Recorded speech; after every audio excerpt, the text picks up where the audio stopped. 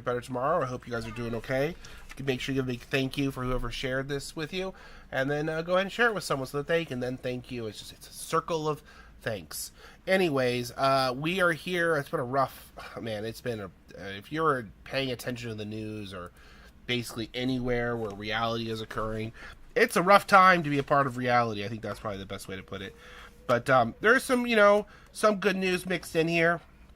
But we're going to cover today a lot of the usual stuff we've sort of been talking about, the developing counting Trump's losses, which I just love keeping track of as much as we can. The war in Iran, which I feel like is directly aligned with with losses. Yeah. And then, we got stuff with Artemis going on.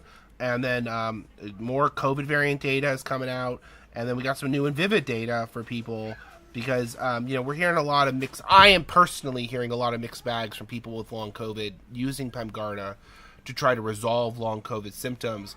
And they're actually having worse times. Now, I wouldn't say that's indicative of the product as a whole. We're just getting people who have ME/CFS and like really bad versions of it have not good times. They're still getting COVID protection. That's good.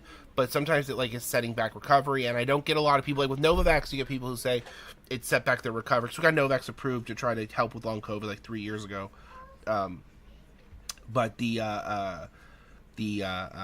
PEMGARDA stuff, it's just not really it's really hit or miss if you have CNS issues. So we're learning a little bit more, and I'm going to touch on this for a second before we get back to what's going on with everything else. But we're getting a little clearer idea, or at least I am personally, about how ME/CFS is working. And there's this idea called, I was looking at it last time. I'm going to say it wrong, but I'm just going to say it as close as I can, so bear with me. But it's a central nervous system, and creating enabled antibodies. So there's something wrong with the central nervous system that's making your body send out autoantibodies. And so treating the autoantibodies isn't a good solution. You have to treat whatever's happening in the central nervous system. And it's frustrating because, when you look at things like blood transfusions, patients with ME/CFS, even if you've recovered in the UK, for example, you're barred from donating blood in any capacity. So it's frustrating to me that we've known there's something wrong with the blood of people with ME/CFS for years. We've known this. This is not a uncharted territory. We have a ban on them donating blood because when people use their blood, you get their disease. And that's a thing. And that's something we should be talking about in different capacities because there's something about these autoantibodies, but it's all coming again from the central nervous system. So you're in this, we keep getting treatments that help that are central nervous system related, but then you have this overlap with persistence are we talking about autoantibodies from the central nervous system, or are we talking about autoantibodies from persistently infected cells? And so I'm hoping we're getting closer for all the people who are suffering to be able to delineate those more clearly, and then that will lead to better testing and better treatments. Because right now, I think a lot of these ME/CFS long COVID studies are having a lot of problems with their definitions of long COVID, and so consequently, they're not really setting up the trials properly, and that's just making everything harder and setting everything back. So hopefully, being able to distinguish those might give us a better idea on who's who. But if there might just be a ton of overlap because there's only so many, different types of antibodies, and it's we'll see. But I do feel for all the people who are suffering and all the ME/CF patients who listen to us, we are a COVID conscious show after all. I feel like we are getting closer, so I hope that helps. And now to the bad news. So it seems like Trump was really healthy over Easter weekend. It seems like he seemed like he was making all of his appointments and had it all together. Did I get that right? He was so healthy he went missing. I do think that every time Trump goes missing, it's very fair to ask if he's at Walter Reed. We got to get off the he's died instantly thing, because that's just not what's happening, and you're giving people false hopes or whatever. But it's not fair. But I feel he clearly has his health is going places that a president's health shouldn't go. If Ronald Reagan had Twitter, do you think we would have gotten stuff like this? Threatening Iran on Easter. with praise. That was so weird. The praise Allah, which I don't have a problem with in general, is on Easter of all days. Yeah, yeah, yeah. Well, first the airman went missing, and that made it even stranger that he didn't resurface, because you would think like he would, try to like comfort people or something, or come out and say something about it. Wait, are we talking about Trump? Did you say comfort? Yeah. Oh yeah, he isn't. That's not really a strong suit. Just checking in. Judges, are we going to allow that? No, I'm sorry, we're not going to allow that. Yeah. Right. But yeah, he did come out on Easter and say, "Open the straits, you fucking bastards," or whatever he said. That's what he and said. then praise Allah. Yeah, that was weird. That was weird on Easter of all days. That was weird. But when I think when Biff talked about he was like, "This is the first time I didn't even know what the tweet was yet, because I was actually like doing Easter with my family, the eggs and stuff with the kids." And when I actually read it, I was like, "Wow, that's no wonder you didn't feel the need to show it. This is unhinged as they come." And between that and his swollen ankles, we are on a timetable here, but we just if you are making like a seance board or like whatever it is, like a little doll to deal with, just we're aiming for. It's really important people understand like first off, wishing the president dead, I'm pretty sure is a crime, so just keep that in mind. Like, don't do that. I might get in trouble just for saying this much. But I'm not doing that. Yeah, don't do that. I'm praying for him. Oh, yeah. He lives, that he doesn't escape justice like Dick Cheney did. Hopes and prayers. Definitely. Yeah, I'm praying for him. Yeah, so I just I do think though, when you're looking at like if he is out before midterms and JD Vance takes over, then JD Vance can still run for 2 terms. And if the JD Vance takes over after in next year in 2027, then he can only it's the other way around. If he takes over now, I always mix this up. God, I swear, I'm totally not having that problem, and then I get everything backwards. That's it. We want him out now because then JD Vance can't run. It counts as a term against JD Vance. So I guess we should do whatever we can to hurry that up. Ooh, who's talking? Oh boy, who said that? And then the negotiations with Iran seem like they're going well, because Iran told Qatar and Pakistan, right, to stop sending them America's messages. Yeah, they rejected his negotiations. Yeah. Yeah, it's pretty wild how this all has gone down. Like, first he gave this ultimatum, 48 hours or I'm going to commit war crimes and bomb your power plants. And then he gave them another 5 days and then another 10 days. And then now yesterday he came out and gave them 48 hours, which extends the 10-day limit an extra day. Yeah. Because he's a magnanimous guy and he didn't want to just do this the day after Easter. That's what he said. Yeah. Good for him, I guess. Yeah. I don't even know. Yeah, it's not him losing the war. There's tons of theories going on about whether or not there was actually a downed airman, or whether or not it was all a plot they tried to steal uranium or whatever. I don't even know anymore. And it just seems like it's really hard to tell. Like, the fog of war has gotten really bad because like no one is saying what is happening, and at the same time, Iran just keeps releasing these bangers of Lego related AI propaganda.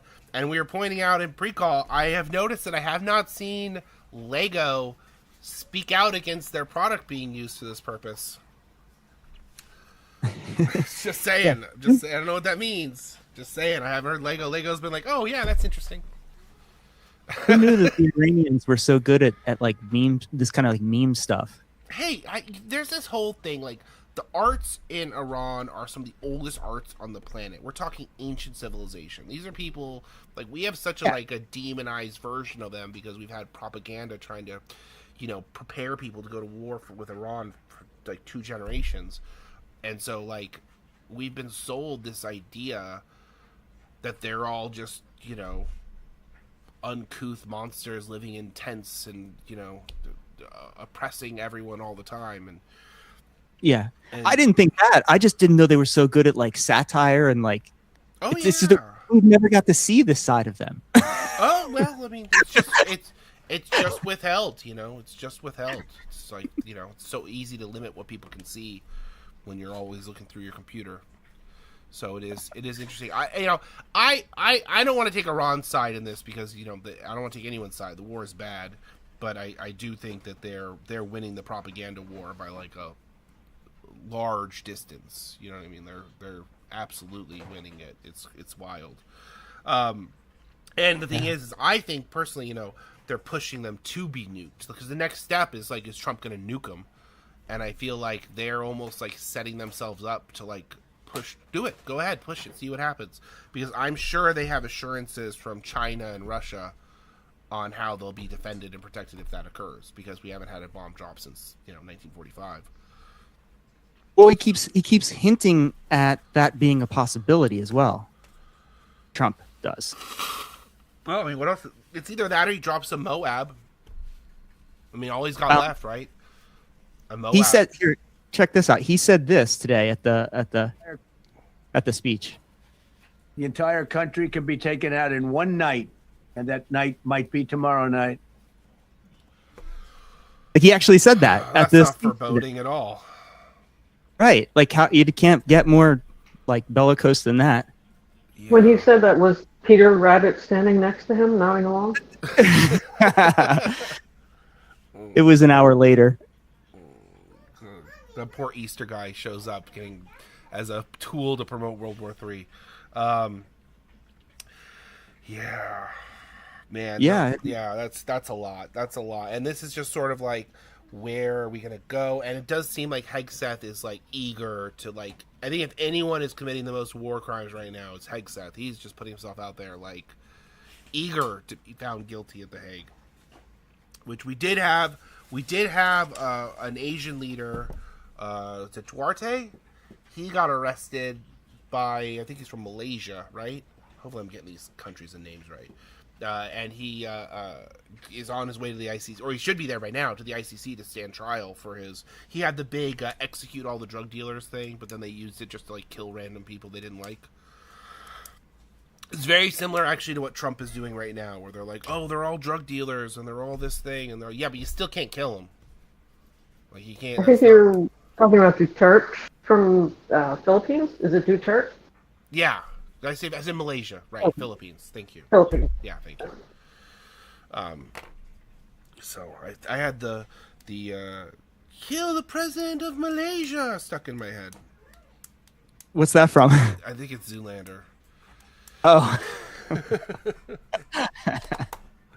We've been watching all these looks maxing guys pop up into social like zeitgeist lately, and it's just like they're like real life Zoolander.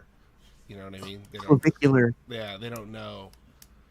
They don't know about. They probably don't even know about Zoolander. Oh, they need to. Yeah, If they watch Zoolander, they would know that they are making themselves the joke.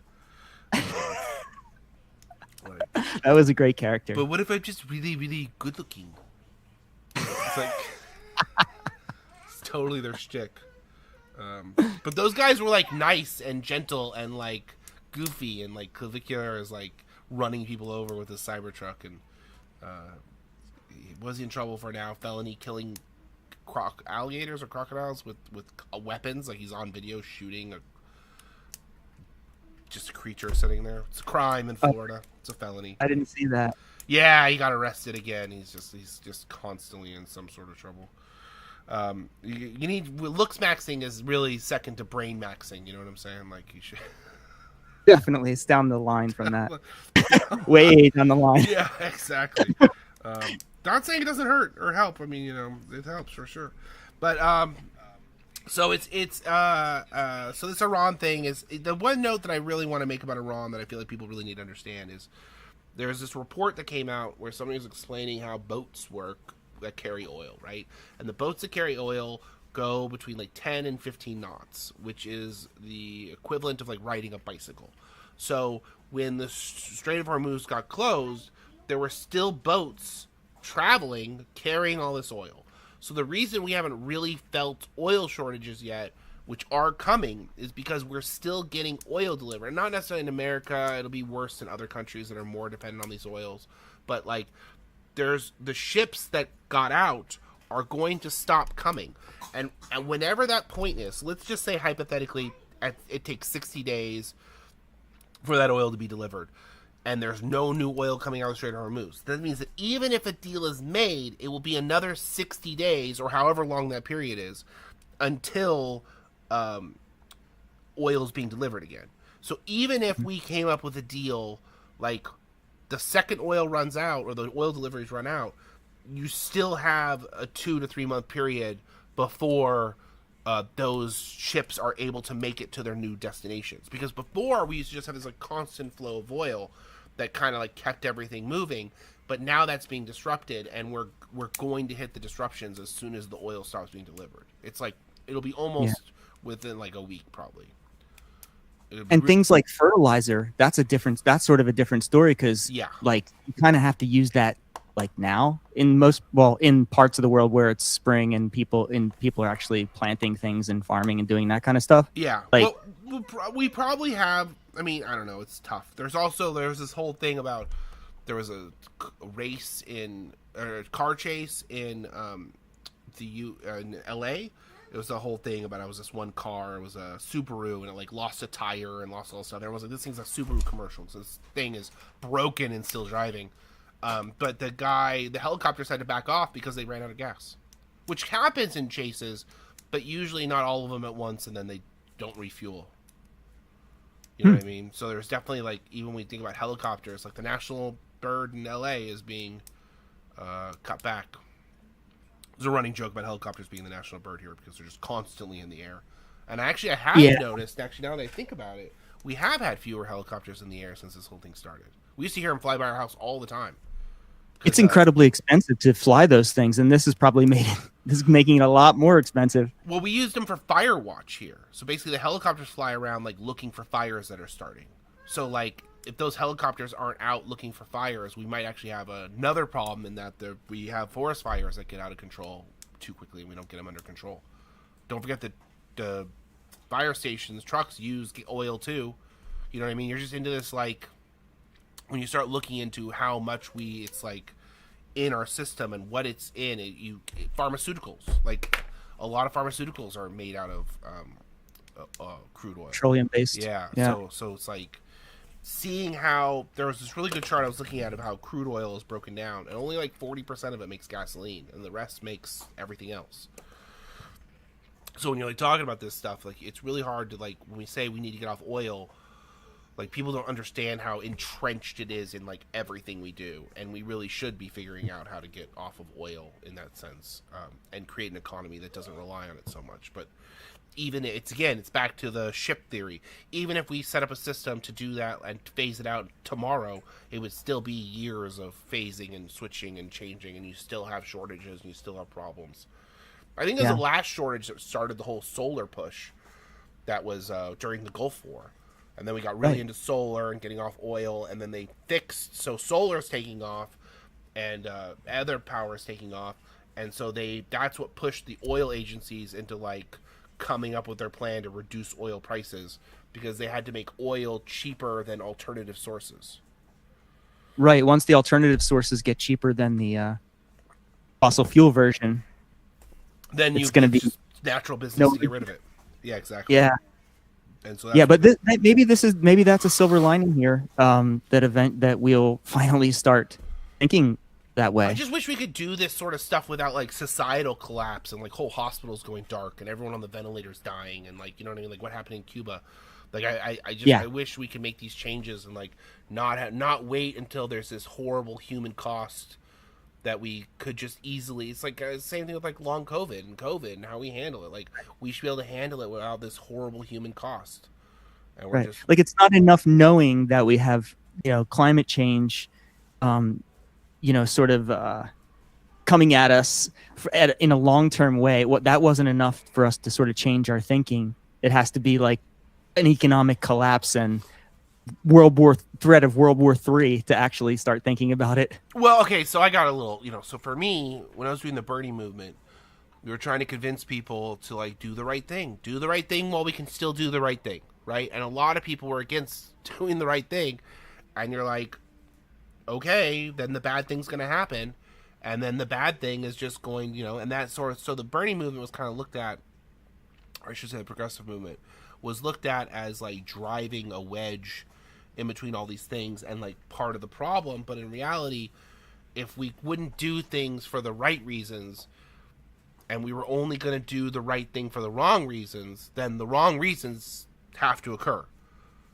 And so you're into one of these, like, you give everyone the option to do it the right way, and they didn't want to do that, and you're like, okay, I guess we're going to do it the wrong way, and you end up in that position where this is going to change either way, but we just could have done it without electing Trump again, we could have done it without, the Gaza genocide, we could have done it without all these horrible loss of life, horrible things that happened. We could have done it if we were but they're like too busy trying to hold. But what if we don't really need to? What if the loss of life isn't that bad? What if, what, and you're like, that bad? What are you talking about? Yeah, I felt the same way. It was hope there for a little while with the Bernie stuff, because it was like, it felt like it was an off ramp, to something different. The status quo definitely was not working, and things were getting worse.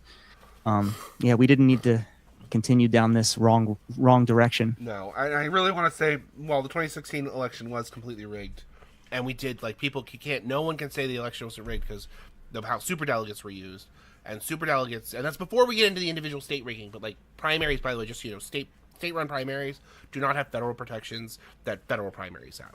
So you can't rig a federal election.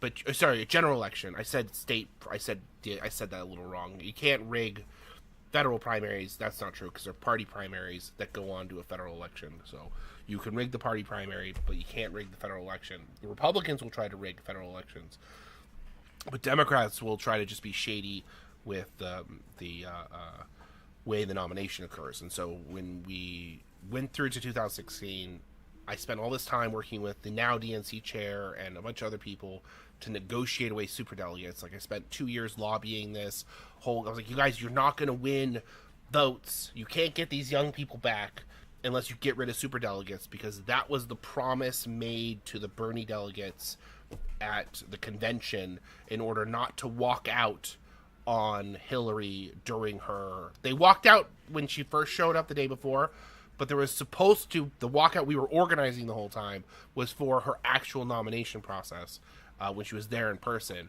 and that was their negotiating tactic to get them to not have a walkout. Second walkout was they were going to get rid of, it wasn't that they were going to get rid of superdelegates, they were going to cut them back a lot.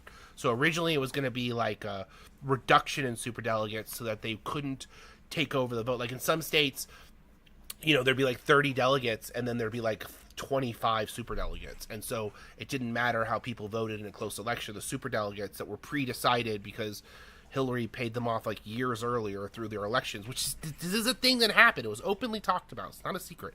So like, she was paying those people to buy their superdelegate seats in advance of anyone voting, and that was the argument to get rid of superdelegates that I made, because like, you can't win a general election if you don't have a primary that's fair. And we saw that again with Harris, because they weren't able to rig the election with superdelegates. They instead just did it with normal delegates, and kind of like, because it was the same person at the White House who was in charge of the campaigns. So it was like this one woman, she was in charge of everything, and they basically just like figured out a way to like skirt the rules and get around it, but they didn't involve the public, and that's really why she lost. Her policies were bad, but if she involved the public, the policies would have gone better, or we would have had somebody who had better policies. And that was why Kamala Harris lost the election, was because they could no longer rig it with superdelegates. So they tried to rig it a different way by delaying the process and slowing everything down so that Biden couldn't get a real challenger, and there were no debates. I don't know if you guys remember that, but they wouldn't allow debates during the primary, which is like not abnormal, because when a sitting president is going for second term, it's kind of normal for the party to like not have a truly open primary, because it's like they're trying to reelect. But in this instance, we knew he was having trouble and we knew he was unpopular, and so we should have had that just to like change the energy around it all. Like, the more the public gets involved with the decision making, the more likely you are to win in November. It's like practice voting. I don't think the average person even knows there was a primary, Yeah, there wasn't really a primary though because it was No, but Marianne. there were people you could vote for somebody else in the primary if you wanted to. Yeah, you can get on the ballot, but you're not going to get in the debates. They're not going to have a Right. debate for you. That's not if they don't have a debate, it's not really an open primary because you're not getting the No. same. You're going up against a sitting president. Like you have no Yeah. chance of beating them. Right. You could be like, oh, well, I mean, it's technically possible, but you need to have really complex infrastructure. And we were trying to figure that out, like how to make that work. But there was that other candidate, like Marianne, turned out to be kind of a flake, and wasn't handling people properly across the board. Like all the old Bernie volunteers were like, she's not paying or she's just being weird. Like one guy did a video for her for free, and she spent the whole day talking about aliens. Which, I mean, okay. I don't remember who else was. It was this guy, this random guy who was inspired to run, and he had a lot of money. He was a congressman at the time. He's not in Congress anymore. I cannot remember his name. We can look it up though. Yeah. But he was buying up all of her what would have been her staff, and then just basically not really doing anything with them. So what he did is he like claimed he was running against Biden, bought up all the staff that a grassroots challenger would need, and then that's it. It's over. It's over because there's no staff to do the like work, and Marianne didn't really have a thing, and that was pretty much it. And maybe they should have allowed debates. They should have allowed all that stuff. She still wouldn't have won. Yeah. You know, it's just that even with Biden's cognitive issues. But that was the whole thing. Like, what if Biden messed up in the debate against Marianne the same way he messed up in the debate against Trump? And that would have destroyed the whole power structure. So the people that were in the White House were trying to stay in the White House. So they were trying to control the process to put Harris in that position. And that's like... They were hiding what was going on. Shouldn't do that. Yeah, because it helped them narrow down who could be in power. So if somebody was going to win, it was going to be their team. No other team was going to have an option to come in and take over the White House. And that was really what it was about, you know. But without a sitting president, like the primary is a great thing, and you really do need buy-in from the public with the candidate for multiple reasons. Right. Yeah. But a lot of the things you laid out, yeah. Well, they sway they build the platform, you know, and the platform is what people vote for at the end of the day. And that's, I think, that they really want to turn into like the right wingers are a cult of personality, right? Whoever the personality is, whoever the biggest person is, they will all coalesce behind that person. But when you're dealing with the left, they don't coalesce like that unless everyone agrees. But the thing is that we don't agree because there's a fight going on over whether or not we should have humanitarian priorities or if we should have capitalistic priorities. And the capitalistic priorities win because they have more money and they don't ever stop because they can't make the money they're making in their capitalistic endeavors unless they control the policies of politics. And the people who care about humanitarian stuff are way too defeated, way too easily. So they tend to give up when it comes down to like a real fight. So like you'll have like, for example, let's say it's a 4-year cycle, 2 terms of Congress, 1 term of president. The Senates are 6 years. But the point is that every 2 years, your candidate's losing because you're coming in too late for someone you're excited about. Again, too late. And the capitalists have already been pumping money into the accounts of the people that they want since day one, probably before even the last election. So, like, the capitalists never stop focusing on trying to control politics, and the humanitarians are constantly defeated, so they give up for huge chunks of time. So it's very rare to have a group like ours that comes in talking about politics like all the time, year-round, because people just give up. And then that's how the capitalists maintain control, because they're always in the... There's a saying that I think it's really important that the world is ruled by those who show up. And they show up. And they also have the money to show up. You know, when I was going to DNC meetings, and this was really screwed up. So I'm crowdsourcing a DNC meeting, short story. Crowdsourcing to DNC meetings, doing it on like pennies, right? No, I'm taking home no money.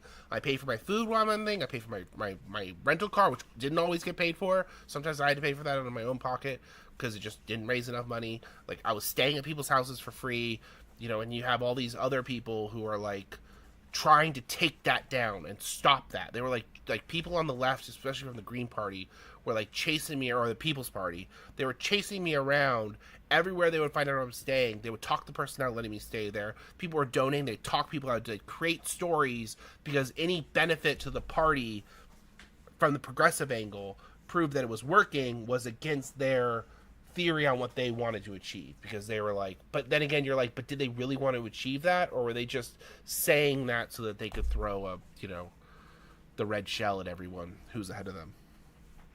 So it's there's a Super Mario racing. But if you that were, was really if you were on, specific. You probably didn't get that, Jesse, knowing our previous video game conversation. it sounded like a video game reference. It Yeah. kind of. In Mario Kart, you shoot shells at each other to knock the person out in front of them. There's actually this really interesting idea called crab theory, and crab theory is that whenever when a crab is in a crab trap, they're not like, a crab can just climb out of the crab trap. You can climb in and out of it, no problem. But once there are enough crabs in the crab trap, they keep other crabs from leaving the trap. And so it's a metaphor for people when you, like, someone in the group is excelling, that the other members of the group will hold them back purposefully so that they can't be, like, outside the cage or better than them or perceived, like, in whatever way. So there's this whole... They pull that crab down that's trying to get out. Yeah, it's called crab... I think it's called crab trap theory or something like that. And so it's a metaphor for the thing. But we actually have, you know, pivoting a little bit, we actually have, I feel like, hope. There's a little bit of hope right now that comes from, oddly enough, from Artemis. First off, Artemis 2 didn't explode, which I feel like is a huge win. But if you haven't heard, it's on the far side of the moon right now, or it was a couple hours ago. I don't know where it is exactly at this exact moment, but it's probably a NASA chart you can look at to figure out exactly where it is. But point being that there is this effect, which I just learned the name of myself, which I'm going to have to go back to that page because I did not write it down in my notes for the show. It's called the overview effect, which Biff was so kind to tell us about. And so there's this, it's called, and this is directly from the write-up, it's a profound cognitive shift reported by astronauts viewing Earth from space, characterized by an awe-inspiring sense of interconnectedness, planetary fragility, and the artificiality of human borders. It was only coined in 1987. And I don't know if you saw when the Amazon delivery truck went into space. And William Shatner had like a mental breakdown when he came back on like, I never realized how small we were. You know, like, it's just like this whole thing. And so what I'm seeing happen is we're getting all this new photography from Artemis 2, because we haven't gotten photos like this since like the 70s. And we're seeing people have the overview effect, where these photos are making people have that feeling of like, what are we even doing? How are we not working together to like try to make things better? And Right. And so I'm kind of hopeful that there might be this new wave of it, because we were talking about, weren't you guys saying it was Earth Day that was spawned? I don't know if Terry's still here. She said she had to leave early, but you were saying, yeah, she had to leave early. But she was saying how those photos from the 70s spawned Earth Day. Seeing images of the Earth. Yeah, seeing images of the Earth, and then you always. By the way, every time I get one of these, see these things, people talking about it. There's always one person that goes, "This is so ridiculous. There's so much more evidence that the Earth is flat." It's just like, oh my god. Oh, Yeah. Oh my god. Well, yeah, hopefully people do get grounded and sort of say, you know, we should be working together, and what is the meaning of all this and all that kind of good stuff. Yeah, like what's the purpose? Because I feel like you know, it's back to that capitalism versus humanitarian things, which is literally people versus profits. Do you prioritize people or profits? And that's like every person who's in the COVID conscious community or in progressive politics is ultimately trying to figure out, how do we switch from prioritizing capitalism, human over capitalism, you know, like quality of life, because we're willing to profit off. Did you see the guy at the woman? There was a woman who said it at the World Monetary Forum or something. They were meeting. I can't keep track of all these group names, but they're like talking about monetizing capitalism, and she was saying how air and water should not be free. Should not be free? Yeah, We should commodify air and water? yeah. She was arguing for commodifying. Oh, air and good water. times. Yeah. Well, we already commodify water, but doing it Right, with air. but yeah, we should Yeah. be working against stuff like that. Yeah, and so it's interesting. Well, it all comes back to a report that was written, and again, I wish Terry was here. She was actually like alive for this, but it was a report that was written specifically about how businesses, everything should be for the purpose of profit. Nothing should exist unless it profits. And it was a decision made in like the 1970s by this like paper that was written, and that's why we make that decision. It's just because some stupid paper was written and everybody was like, this is our new law of the land. Though legally they have held people accountable to the idea that the things have to exist for the profit of the shareholders. So like value in a company and the value the shareholders have is like they have a lot of legal right that the people in charge are going to do it for the best value, not for the best humanitarian, but the best value. And so there is some legal law backing that up, but it's not, it doesn't have, it's philosophical more than it is like literal. And you could make any argument for whatever you want if you really cared. So, you know, that's the whole thing. So I'm hoping, my point is though, is I'm hoping that we get more of this overview effect on people, and it kind of like brings people together a little bit more. Because it was probably the World Monetary Fund, maybe? Yeah, that sounds right, yeah. They were meeting. Yeah, just the things that they say, you're just like, oh my god, guys. Can you hear yourself? You know, it reminds me of the that movie with Justin Timberlake, the Just in Time, which is actually a fantastic name for a movie. I just want to put that out there. It's a mediocre movie, but the point is that they have how much life they have in money, so they can only say it's like printed on their arm, counting down, and they like when they buy food or they do anything, or like it all goes on this thing. So you have to keep making money to literally stay alive. Like they've commodified your like very existence, your circulatory system. I think at that point, you run. That sounds very Black Mirror. Yeah, I was way before Black Mirror, but yeah. Whenever it's always fun when we're discussing pop culture with Jesse, because we're always like, you don't know what that is, do you? And you're like, no, I like other things.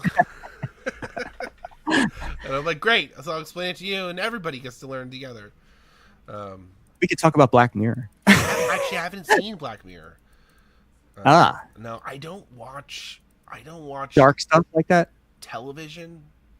Yeah, I have a hard time like sitting and like watching things. You know about it though, right? Yeah, It's like they're all, I'm aware of it. they're all standalone episodes, so you don't have to. You could just watch whichever one you want. And it was all about like bleak sort of settings, future tech sort of whatever. Like everything was like bleak versions of reality. So you'd like it reminded me of Twilight Zone stuff. It's very much like Twilight Zone, but the tech stuff is like it's just a hop, skip, and a jump from exactly where we're at right now. So it's dark. It's very hop, dark. skip, and a jump from the Terminator right now. I don't even know. You want to talk about dark? Like we're like literally making Terminators. Which, by the way, fun fact about those robots that they make walk around like humans. That's not their natural mode of transportation. They just do that to make them look like humans. How they actually move the best is they crawl around on the ground like spiders. Yeah. Just in case you want an extra level of terrified. Well, it'll come walking at us with guns. No, it'll come crawling at you at like 25 miles an hour. Super fast. Just nightmare fuel. Every time they're like the robot in the houses or like whatever, and you're just like, has no one seen iRobot? I feel like we covered this. That's a bad idea. It's like, let me just get a gun that walks around with me and does dishes for me. Oh wait, we do that in America. My bad. We do that. Oh boy. And it knows your shopping preferences. Oh God, I don't even want to start. Like, there's so much stuff. There's so much stuff wrong with how much Amazon controls about people, especially the way they're buying up. They bought the robots, the iRobot or whatever it is, the cleaning robot. So basically, they have everyone's houses mapped out like on the inside of what your house looks like, because they have access to all that data. Yeah, it's just. Oh, and there's a million lawsuits going on. I don't know if you've been following them, but you know the hi Siri or whatever, and then Siri starts talking. Well, the only way that it can do that is if it's listening to you all the time. You don't have to press the button. Yeah, if it will respond to just your voice at any point, it has to listen to you all the time to do that. So it's hearing everything going on all around you all the time. And yeah. So they keep having lawsuits being like, oh, well, turns out we said it wasn't that way. And, well, you know, it actually is. And you're like, what? Why'd you say it so lightly? That's a crime, and you're paying out lawsuits for this. So definitely look into that. It clearly is, because anytime you talk about something, you immediately get like an ad for it 5 seconds later. It's so bad that when you play a TikTok of whatever it is, it'll play you more TikToks of that because it heard that content coming into your microphone. Yeah. Right? So you like watch a video and you think, oh, TikTok knows that. No, it's hearing you listen to that, and then it plays you more stuff that uses the same keywords that had in it to give you more similar content. You know, like, yeah, it is the algorithm, but it's also this extra stuff. And you're just like, ugh. So Kind of a feedback. I mean, it kind of like reminds me of, yeah, exactly. It kind of reminds me of like how people are always like, you know, like, oh, well, is my data private or is my data this? And like at this point, you're like, just don't do anything bad. Like, and then they're like, apparently they passed a lawsuit, or not a lawsuit, a law in Florida where they're able to go after like anti-Christian, anti-American, whatever it is. And at the same time, on the San Diego, they're passing laws saying it's anti-Semitic to talk shit about Netanyahu or Israel or what's going on there at all. Like if you want to, like, if you have bad things to say, automatically anti-Semitic. So it's like we got things going bad on both sides in both parts of the thing. I do think that both of those are a huge violation of free speech, and I think they will get shut down even by this SCOTUS. I think that they're like the statement that he made over the birthright citizenship, where he's like, yeah, it's a new world, but it's the same constitution. So I expect these things to be slowly shot down, because, like, why are you violating people's rights like this? But you can't single out one country and then tell people they're not allowed to talk about that one country in a certain. That's weird. That's a choice. That's a weird. You mean the war criminal one, right? You're like, oh, that's anti-Semitic. You're like, see, we made it against the law. You're like, that's not going to just happens to be the one that was doing genocide the past couple of years. Yeah, totally. Well, I mean, things have gotten so bad over there. We were talking about this earlier that normally when you talk about Lebanon, right? Hopefully I have the one to the north, right? You got Lebanon and Syria. Yes. Normally when you talk about attacks against Israel in land that's been stolen from Lebanon or Palestine, you hear about Hezbollah. And Hezbollah is whatever they say about them. It's just they claim it's another terrorist group, but it's a freedom fighting group fighting for their land and to not have their land stolen. It's kind of like what do we have them here? The for the Second Amendment rights, you're supposed to be in I always forget words. They call themselves a resistance group. Yeah, but there's a name for it. In America we have them too, but they're protected by the Second Amendment. Well-regulated militia. Thank you. Well-regulated. Thank you. Okay. Militia. They're essentially a militia, basically. And so you can say whatever you want, but right now, the bombings are coming from Lebanon, not from Hezbollah. So normally Lebanon is always like the peacekeeper trying to get Hezbollah to stop doing whatever it's doing, but now it's just Lebanon just bombing everything. Like the amount of it, I saw like 60 attacks, and they managed to take back a settlement that had been stolen from them, and it's the first time Israel has lost land it's taken in its history. So there's definitely some swings happening there, and also I think the death sentence to all the Palestinians that they passed is sort of like, I don't think countries should be able to exist in that status, like where a two-tiered justice system where laws apply to one type of person. Well, that's just apartheid. That's just normal apartheid. But this is like a whole other level of like, what is the difference between this and a gas chamber? Because the gas chamber didn't start with gas chambers. It started with hanging people, and that was too slow. Mm-hmm. So we're like one step away from actual real gas chambers. And how sick is it that they were like lobbying for it with little pins, like little nooses. Lapel pins? Oh my god! Oh, yeah. I'm just watching. Ben Gavir keeps popping up in my feed talking about this and like celebrating it, and I'm like, this guy's a psychopath. It's like him. I'd rather see him and Hegseth at the Hague more than I care about Netanyahu and Trump at this point. Like, just the way these guys are being is like, we have to show that this type of behavior is not allowed in society. Like it cannot be allowed. People cannot be this way. It is not okay. No. You know, I found out something shocking the other day. sure. You stick a fork in a plug.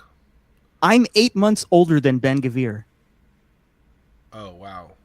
Isn't that weird? Yeah, you're winning that game for sure. What's that? You said you're winning that game for sure. Just so you know, if you guys don't know, Jesse is like gorgeous. He's like a beautiful man. I don't know how else to say it. He's like gorgeous. Like you're just like, how do you have those feet? He looks like Jesus in some of his videos, like white Jesus. Yeah. So if you're like a listener, you didn't know. So like Jesse is older than I think it's you're the second oldest among third oldest, second oldest. I don't know, but you're older than me, and you just make me feel like shit. You look so good. Yeah, I found that out the other day. I'm older than him, and I'm older than Russ Vogt.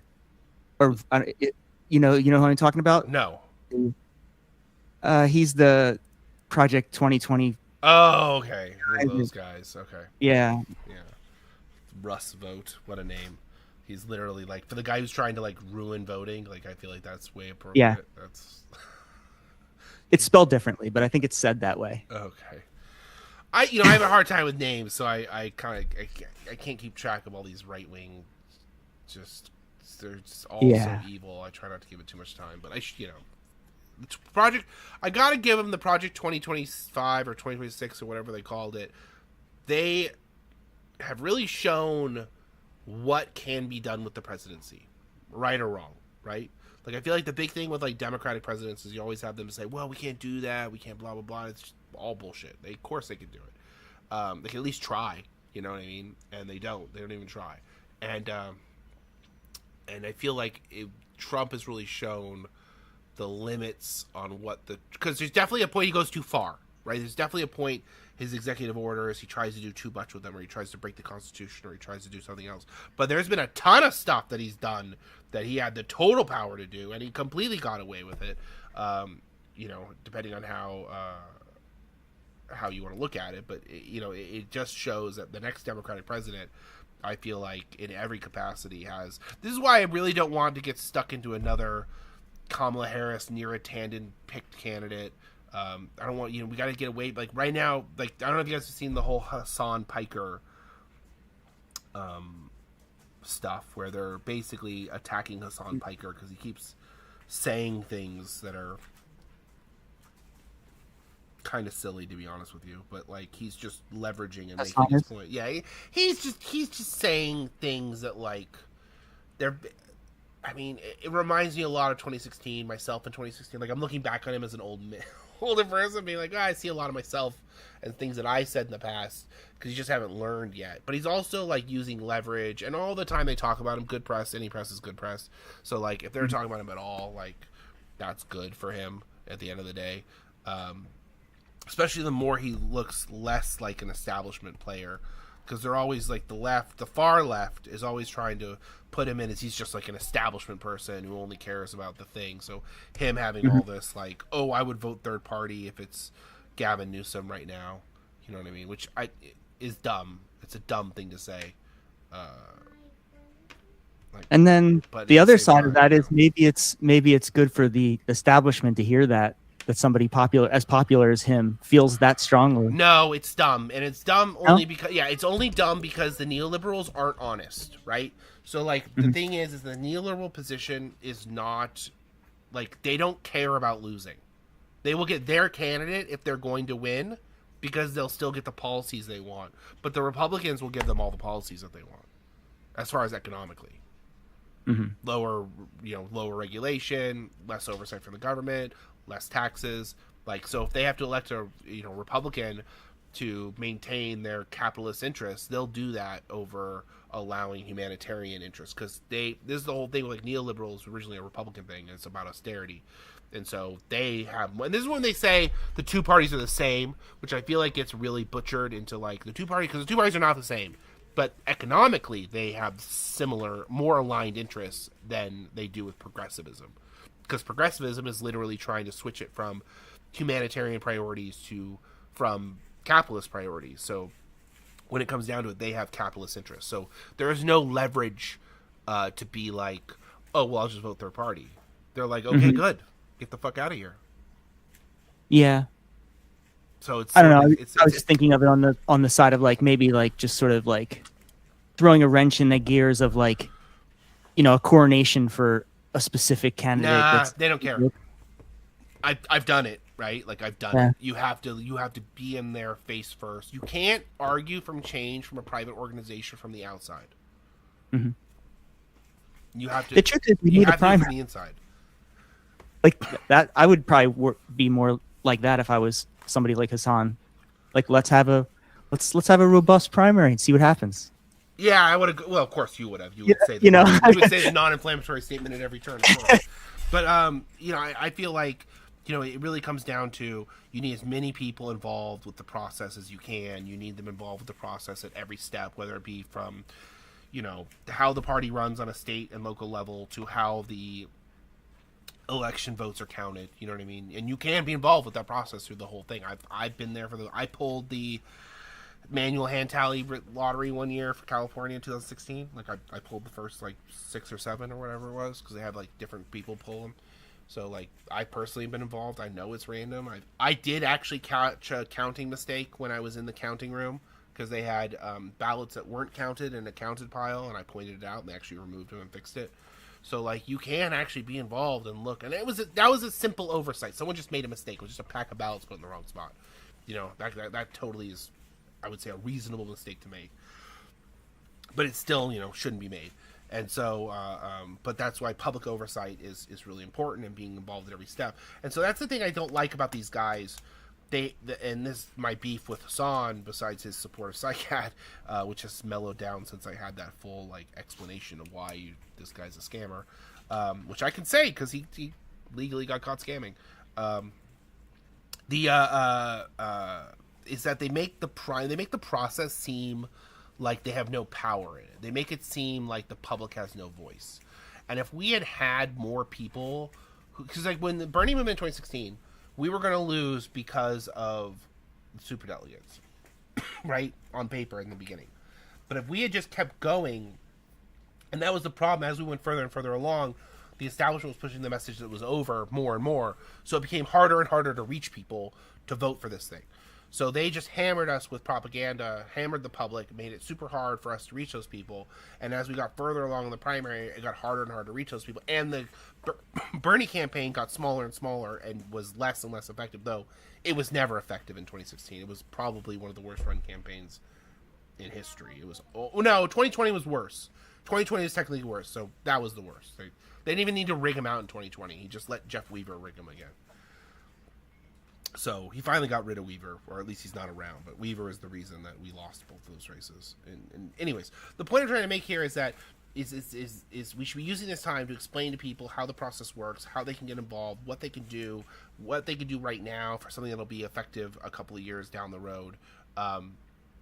So like that's just not happening.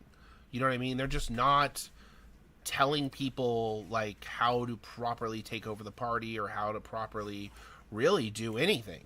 You know what I mean? And that is my opinion is the big problem. We're not explaining to young people how to get involved and to make them feel like they have control over who the candidate will be.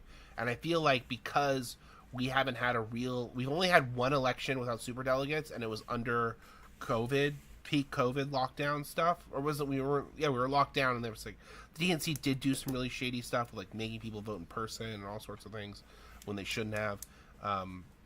But it technically wasn't cheating; it just was dangerous and wrong, which is slightly different.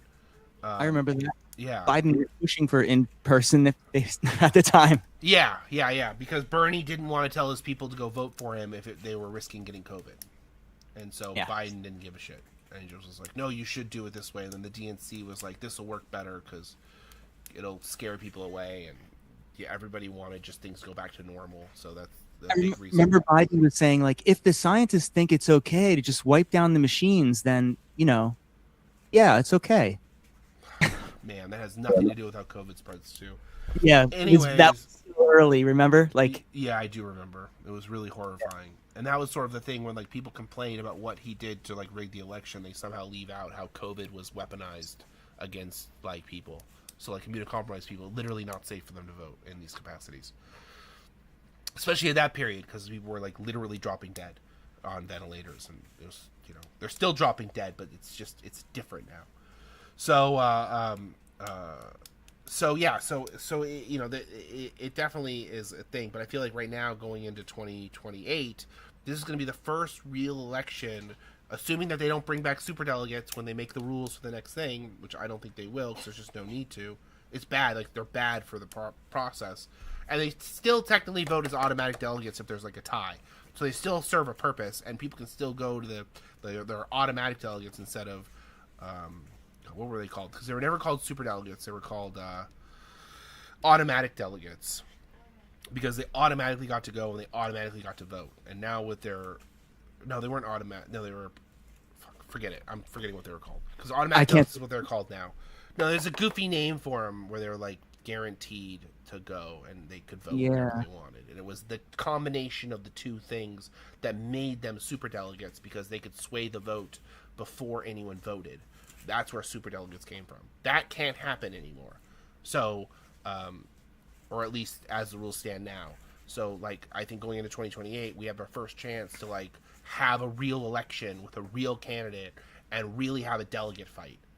You know what I mean? And I try to explain to people how the delegate fights work and how this goes on. And they have changed a little bit because of COVID, they changed some of the rules, and now there's less, like, caucusing and all this sort of stuff. But I feel like we really need to be telling people to get involved with the primaries. And this is why you don't want to change parties or doing that sort of stuff. Because if you want to vote for a Green candidate as a protest vote in the general election, you don't need to be registered as a Green to do that.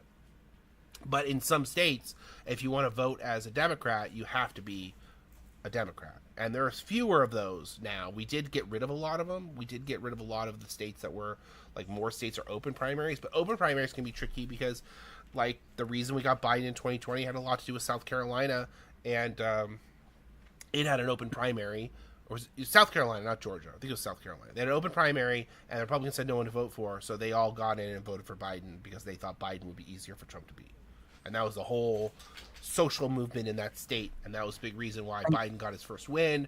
And suddenly he was pulling ahead of all the other candidates. And James Clyburn, like, pulled for him and pulled for that state to vote earlier than they normally do. I think, if I remember correctly. Yeah. There was a lot of stuff. Which, I mean, that's still kind of like the DNC superdelegates influencing things. But they're elected officials that have power. They're always going to do that sort of stuff. It's within their right. You can not like it. I don't like it either. But pivoting a little bit here, because we were talking about COVID for a second there, and we are going to be wrapping up. We're kind of hitting an hour mark already. But we've had an ongoing talk about COVID variants coming up for this variants election, and I'm really thinking, and we were going through all the data really intensely, looking at all the different subvariants and everything like that. And I'm really thinking NB181 is going to be the next dominant variant. And that was the one I suggested was going to be variant dominant last year. And it is actually going dominant in a bunch of countries right now. And it is spawning a ton of subvariants. But this is what's going to be interesting. Our current vaccines test well against NB181. But it has to do with, they don't test well against XFG. LP81 does test well against XFG, but it just doesn't last long enough. For Novavax, you're getting to XFG through multiple vaccines, and we've kind of capped out on that. Generally speaking, we usually see it happen 3 or 4 times, and that's it. So it doesn't continue doing it forever. At least not in relation to, like, reaching COVID variants. It might have that effect with other antibodies, but it doesn't have that effect with COVID, it would seem. So we're looking at NB181 and XFG, and I think what we're going to want to do is figure out which one has the best crossover protection. If the NB181s have better protection against XFG, or if the XFGs have better protection over NB181. So we could have dominant NB181, but still want to go with an XFG subvariant because it has better crossover. So that's going to be the thing, because they're all JN1. And then BA32 is just not doing anything. It reduced it went from 11 to 7% in American wastewater. We've kind of seen that in other places. We actually went through more complicated global data. There's a gentleman by the name of Raj, who does great work on this. He's Raj Narayanan. I'm absolutely butchering it. He's a very nice man. Raj Lab N on Twitter. Yeah, absolutely. And he posts these circular maps showing all the different variants, but if you scroll down or to the right, you can see all the sub-variants, and it's hard to figure out which variant is which, right? You see PQ, and you're like, what is that? Well, if you scroll over it, it shows it's an XDV variant, which means XDV, and tell me if I have this, I don't know if you're there, Biff, still, because it's kind of running late, but the XDV variants are the NB181 precursor, right? So the when you're looking at, PQ, you're seeing all NB181 variants, while you're looking at XFG, and his chart is all in green. And it really illustrates, if you look at it, all the different sub-variants. And so if you scroll to the very bottom of the list, you'll see the thing I'm talking about here, which is that there are just a ton of XFG subvariants with very low counts, just tons of them. Tons and tons and tons. And if you look at that, that's what I'm talking about how what makes a variant dominant or not is its ability to spin out immune evasive subvariants. And so the BA32 is popping out these RE variants, which there are quite a few of. And if you look at this chart, you could say probably all the ones that start with R are BA32. There might be an exclusion, but that's kind of how the Pango works. So you can look at this chart and you can really see how like PQ281 is a offshoot of XDV.1, which is NB181. So this is why we're seeing NB181 going dominant right now in certain parts of the world. But again, you're like, this isn't that different from our JN1 vaccines. So we want to update to the thing that is like, and this is the thing, is the point. It's kind of like with COVID vaccines, you're going backwards and forwards because you're trying to protect people from future variants while also trying to protect people from persistent virus. So that's why I'm still, even if NB181 goes dominant, I'm probably going to push for XFG because our vaccines test the worst against XFG, and the I know Novavax needs to update to something like that, and you can go back to the increase in range from multiple shots, so you can grab another one if we need to in 6 months.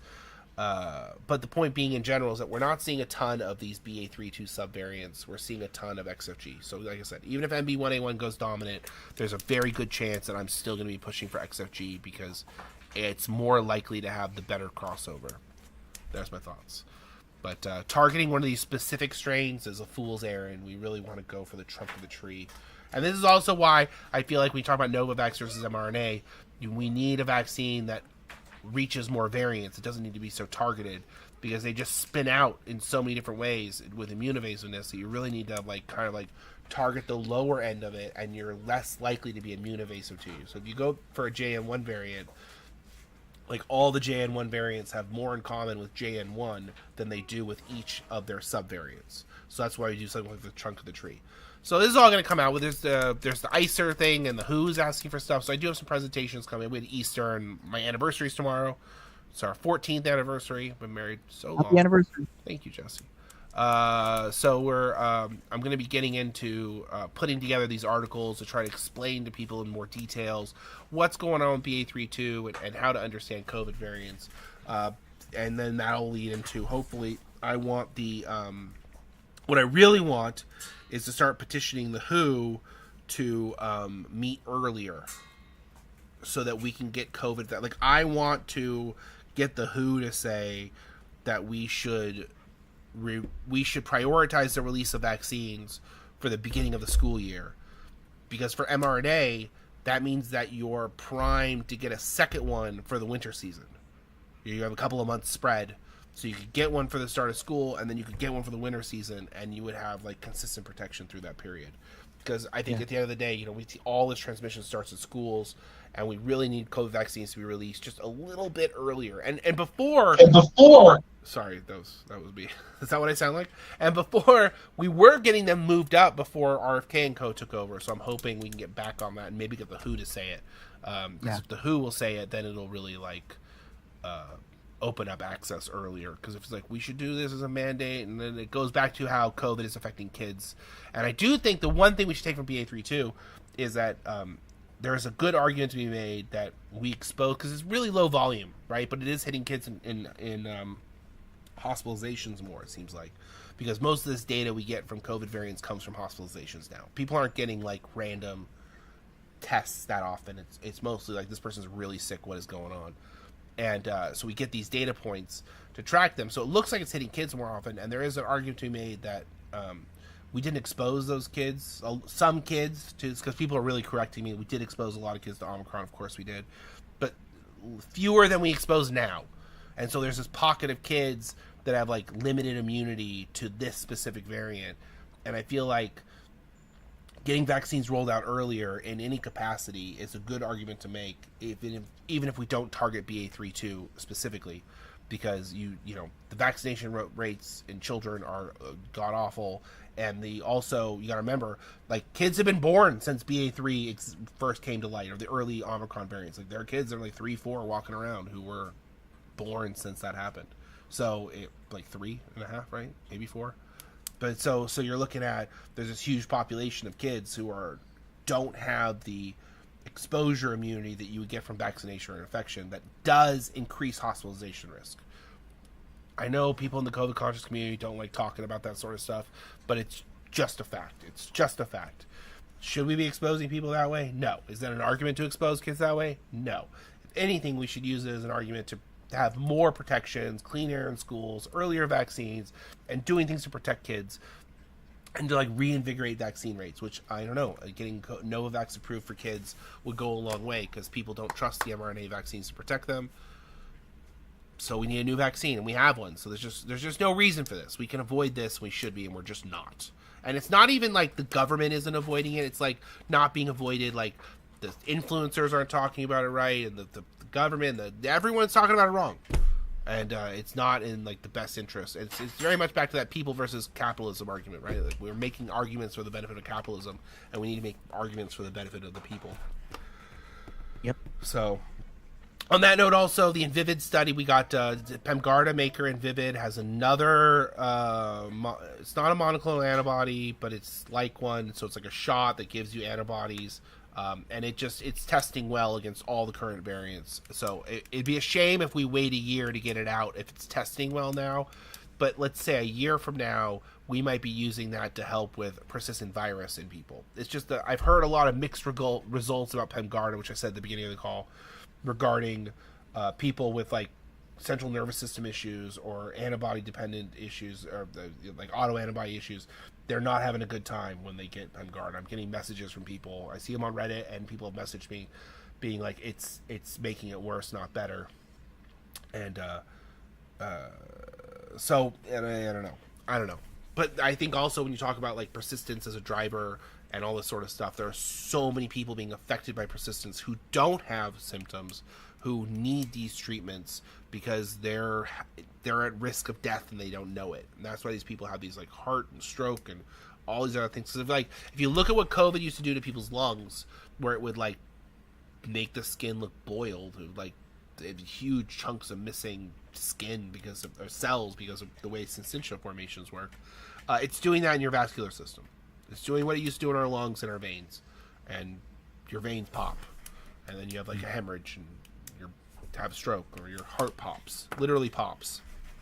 So we're seeing more and more of that happen from people who don't have any symptoms, and it's really easy to blame those things on like diet or no sleep or whatever, when they're just getting like the rate of the age is getting lower and lower and lower, and you're like, that's what COVID does. It makes you older.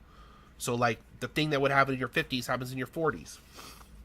That's, I think, like, we don't really like frame it properly. It's like COVID is essentially time travel for your cells, but you don't get any of the fun experience and bad decisions that come along with all that time and damage, you know? Right? None of the experiences. Yeah, none of the good parts, all the bad parts. All the bad aging. Yeah, exactly. So I feel like we really need to explain this better, and we're just not. Oh my god. Okay, so I think that's it. I think I'm done here. I think this is it. Is there anything you want to add, Jess? Yeah, we didn't bring it up, but there's articles of impeachment against Pete Hegseth that are coming up. That's kind of good news, and it's being put. Get my hopes up. It's being put forth by Representative Yasmina Ansariya, Right. who's an Iranian congressperson. Yeah, from Arizona. So, and I think she's the only one, actually. She might be the only Iranian representative. So that's kind of interesting. It's coming from her.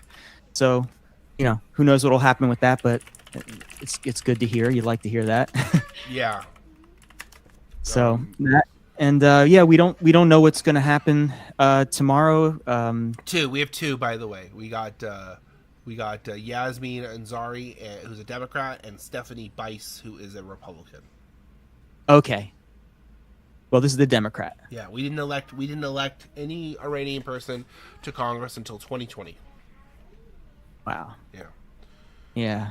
Melting pot America, or it's just they got rid of the pot and it's just melting now. Yeah, and they are called representatives. Yeah, that's what I said, didn't I? Did you say that? Is there an echo in here? Maybe. maybe. On that note, I think it's time to go. My kids have been sedated as long as possible.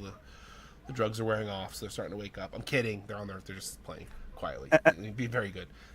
So we're here on Mondays and Thursdays. We have a Discord, we have a YouTube, we have a bunch of stuff.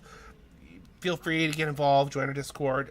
If you want to get an invite to Discord, do not send me a message in Twitter.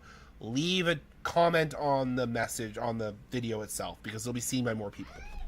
I was just going through some of my messages because I hadn't looked at people sending me stuff, because they changed how it all works. So you have to go looking for it, and I was like, there were a whole bunch of messages I missed.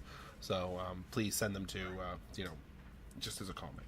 So that's it. I think we're done. Hopefully Trump doesn't nuke Iran between now and Thursday. Yeah. Because but our job will be the same. Right. Oh, I got one more thing. We got another Novavax recovery. I totally should have started with this, but I started talking about all that other stuff. Yeah, we got a Novavax recovery. Someone who says it not only recovered their long COVID, but it also helped recover their C. diff, which is basically a type of dysentery, essentially. And there's a study Biff dug up, which I didn't know. I'd heard about it, but it was one of my holes in my Novavax knowledge, I guess. Where there was a study showing that administration of Novavax improved gut flora and fauna. So it led to the good gut bacteria coming back. Now, I have a lot of theories on what that mechanism could be.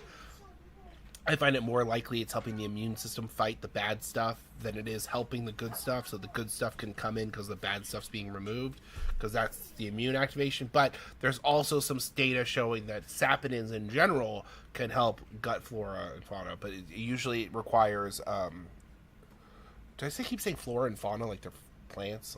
I gotta go. I'm tired.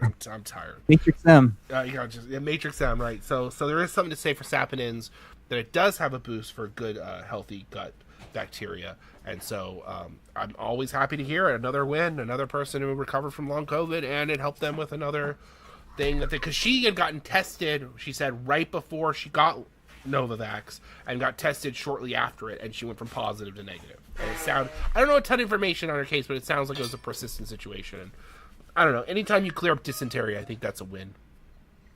Yeah. Yeah, that's not. I don't need that shit. You know what I'm saying? So, anyways, everybody, it's a real thing. It really helps some people recover. If it does or doesn't, at least you get good COVID protection. So, the best COVID protection. So, anyways, I'm out of here. Thank you, everybody.